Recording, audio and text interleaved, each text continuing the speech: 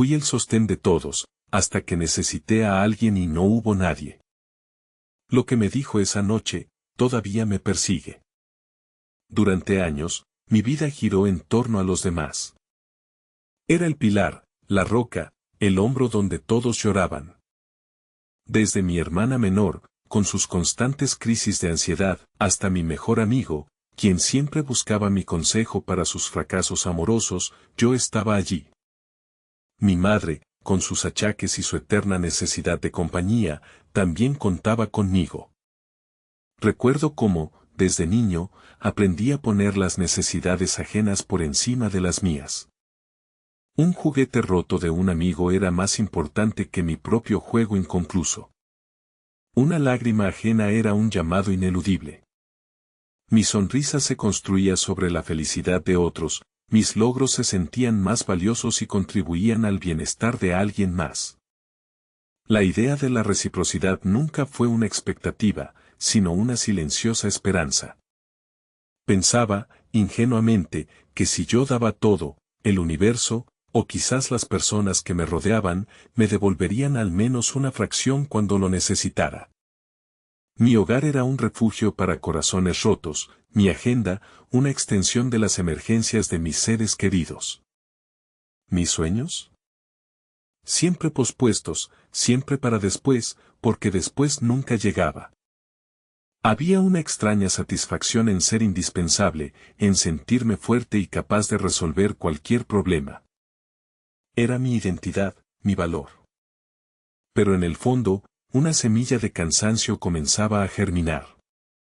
Una fatiga silenciosa que se manifestaba en noches de insomnio, en esa sensación de vacío que te invade cuando el día termina y te das cuenta de que, una vez más, te olvidaste de ti. La grieta en mi mundo perfecto de altruismo apareció lentamente. Empezó con pequeños desaires, llamadas no respondidas cuando yo necesitaba hablar, promesas de ayuda que se desvanecían. Pero el verdadero terremoto llegó el día en que mi mundo se desmoronó. Mi padre, mi ancla, el hombre que me había enseñado la importancia de la empatía, enfermó gravemente. De repente, la fortaleza que siempre había proyectado se vino abajo. Yo, el eterno cuidador, necesitaba ser cuidado. Intenté mantener la compostura, seguir siendo el fuerte para mi madre y mi hermana, pero la carga era inmensa. El diagnóstico fue devastador, y los días se convirtieron en un borrón de hospitales, de consultas médicas, de la cruel danza entre la esperanza y la desesperación. Necesitaba desahogarme, necesitaba un abrazo, una palabra de aliento. Mis llamadas a mis amigos se perdían en buzones de voz. Las visitas de mi hermana se hicieron esporádicas, siempre con alguna excusa. Mi madre, sumida en su propio dolor, apenas podía verme más allá de su pena. Me sentí invisible, una sombra en mi propia tragedia. Recuerdo una tarde lluviosa, sentado en la sala de espera del hospital, con el sonido monótono del monitor cardíaco de mi padre como banda sonora de mi propia angustia. Llamé a mi mejor amigo, el que siempre había recurrido a mí. Le conté, con la voz quebrada, lo difícil que estaba haciendo todo. Su respuesta fue un lo siento mucho, viejo, pero tengo un compromiso. Colgué. La llamada duró menos de un minuto. Esa indiferencia, esa aparente falta de empatía de quienes yo había sostenido incontables veces, me golpeó como un rayo. No solo era el dolor de mi padre, era la punzada de la soledad más profunda. Una soledad que no esperaba, una traición silenciosa por parte de quienes yo creía que eran mis pilares. El peso del mundo, que siempre había llevado con orgullo, se volvió insoportable. Ese fue el momento exacto en que perdí toda esperanza. Los días se convirtieron en semanas, las semanas en meses, y la situación de mi padre no mejoraba. Cada noche, al regresar a casa, me invadía una desesperación silenciosa. Miraba las paredes que habían sido testigos de tantas confidencias ajenas, de tantos problemas que yo había ayudado a resolver, y me sentía como un eco hueco. Me encerraba en mi habitación, la oscuridad era mi única confidente. El apetito desapareció, el sueño se convirtió en una tortura de pensamientos recurrentes. Las mañanas eran un suplicio, la idea de levantarme y enfrentar un nuevo día me parecía una tarea titánica. ¿Para qué? ¿Para quién? Había dado tanto de mí, había vaciado mi propio vaso emocional una y otra vez para llenarlos de los demás, y ahora mi vaso estaba roto, seco, sin una sola gota de consuelo. Empecé a verme al espejo y a no reconocer a ese hombre demacrado, con ojeras profundas y una mirada perdida. La chispa que antes ardía en mis ojos, esa que me impulsaba a ayudar, se había extinguido por completo. Me sentía traicionado, no solo por los demás, sino por mi propia filosofía de vida. Creía firmemente en el poder de la generosidad, en el karma, en que el bien que uno hace regresa. Pero en ese momento, solo veía el vacío. Me sentía como un barco a la deriva en un mar embravecido, sin brújula, sin velas, sin un solo faro en el horizonte. La depresión se instaló como una densa niebla, envolviéndome en su frío abrazo. La gente, al verme, evitaba mi mirada. Mis amigos, esos que antes me buscaban, ahora se excusaban con prisas. Las conversaciones se volvieron superficiales, incómodas. Yo sentía que era un inconveniente, una carga. Y en ese aislamiento, lo que escuché a continuación, me hizo desear no haber nacido. Una tarde, escuché a mi hermana quejarse con un familiar sobre lo difícil que era lidiar conmigo en ese estado. No podía creerlo. Yo, que había sido su soporte, ahora era un estorbo. El dolor de mi padre se entrelazó con el dolor de este nuevo abandono, y me sumí en un abismo de autodestrucción silenciosa. Me preguntaba si realmente valía la pena seguir luchando, si mi existencia tenía algún propósito más allá de ser un recurso para otros. Pero entonces, alguien apareció con una frase que me cambiaría la vida. Mi tía abuela Elena, una mujer sabia y de mirada serena, que había pasado por sus propias tragedias y había resurgido de ellas como el fénix. Ella no me ofreció soluciones mágicas, no me dio falsas esperanzas. Simplemente se sentó a mi lado una tarde, mientras yo observaba la lluvia por la ventana, con el alma tan gris como el cielo. Me tomó la mano, una mano cálida y arrugada, y me dijo, mi querido, no puedes encender la luz de los demás si tu propia bombilla está fundida. Es hora de que te recargues. Esas palabras fueron un shock. No había regaño, no había juicio, solo una verdad cruda y amorosa. Me di cuenta de que mi generosidad no era sostenible si venía de un lugar de autosacrificio total. Me había despojado de mi propia energía, de mi propia esencia, hasta quedar vacío. Esa conversación con Elena fue el inicio de un lento pero firme despertar. Ella me sugirió que empezara con pequeños actos de amor propio. Al principio, me parecía egoísta, extraño. ¿Cómo podía pensar en mí cuando mi padre luchaba por su vida? Pero Elena me insistió, solo si estás fuerte, podrás estar verdaderamente presente para él, para tu familia. Comencé con lo más básico, intentar dormir un poco más, comer algo nutritivo, salir a caminar unos minutos, respirar el aire fresco. Poco a poco, esos pequeños actos se fueron sumando. Empecé a leer libros que me hacían soñar de nuevo, a escuchar música que me elevaba el espíritu en lugar de hundirme más. La chispa que había creído extinta comenzó a brillar de nuevo, tenue al principio, pero con una promesa de fuego. Un día, mientras estaba en el hospital, sentí la necesidad de dibujar. Solía hacerlo de niño, y lo había abandonado. Tomé un lápiz y un cuaderno y empecé a trazar líneas.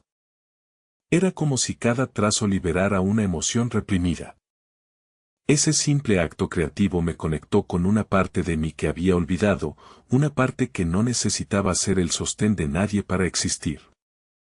Lo que sucedió después, jamás lo hubiera imaginado. No fue fácil, pero cada caída escondía una lección. El camino de la recuperación personal no es una línea recta. Hubo días en que la oscuridad regresaba, momentos en que la desesperación me susurraba al oído. Pero ahora tenía una nueva herramienta, la conciencia de mi propio valor. Decidí buscar ayuda profesional. Hablar con un terapeuta me permitió desentrañar los patrones de mi comportamiento, entender por qué sentía la necesidad de ser siempre el salvador.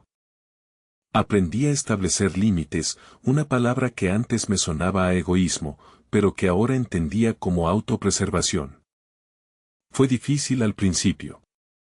Cuando empecé a decir no a peticiones que me abrumaban, a expresar mis propias necesidades, algunos de mis amigos y familiares se sintieron ofendidos, incluso resentidos. Me acusaron de haber cambiado, de ser egoísta. Esas reacciones dolieron, pero también me confirmaron la dinámica disfuncional en la que vivía. Me di cuenta de que las personas que realmente me querían, las que valoraban mi bienestar, respetarían mis límites.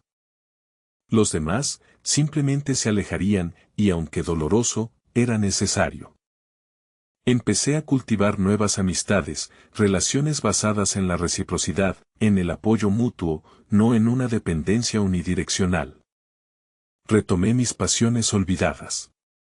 Volví a pintar, a escribir, a caminar por la naturaleza, a conectarme con el arte y la belleza que antes ignoraba. El sol comenzó a brillar de manera diferente para mí. Los colores del mundo, que antes se veían apagados, ahora eran vibrantes. La música, antes solo un ruido de fondo, se convirtió en una sinfonía que me hablaba directamente al alma. Mi cuerpo se fortaleció con el ejercicio, mi mente se agudizó con la meditación. La transformación era palpable. Aún así, parecía que avanzaba, pero aún había una batalla que no había peleado, la de mi propia narrativa interna, la de perdonarme a mí mismo por haberme descuidado tanto. Y entonces, me encontré cara a cara con quien me había hecho tanto daño, conmigo mismo. No era una persona externa, sino el reflejo de mis propias decisiones, de mi propia falta de autoestima que me llevó a buscar validación en el servicio a otros. La recuperación de mi padre fue milagrosa, lenta pero constante.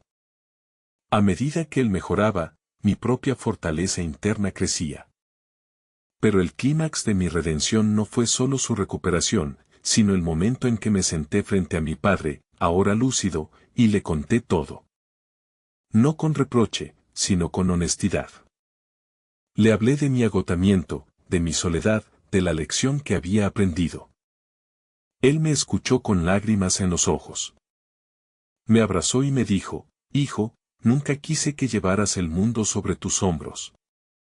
Yo solo quería que fueras feliz. En ese abrazo, no solo sentí el amor de mi padre, sino una liberación profunda.